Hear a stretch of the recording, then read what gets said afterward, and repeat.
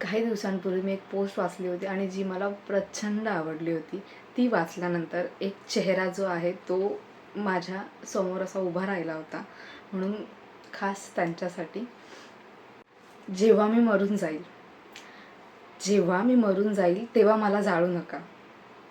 आयुष्यभर जळत होतो, आणखीन चटके देऊ नका. जेव्हा माझा अंत होईल तेव्हा तुम्ही रडू नका. आयुष्यभर मी रडत होतो, शेवटी रडणे मला ऐकवून दाखवू नका.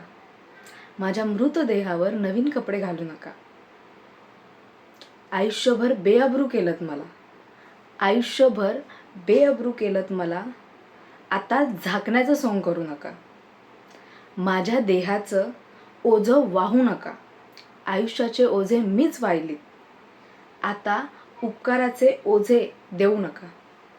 माझ्या मृतदेहाला नमस्कार करू नका.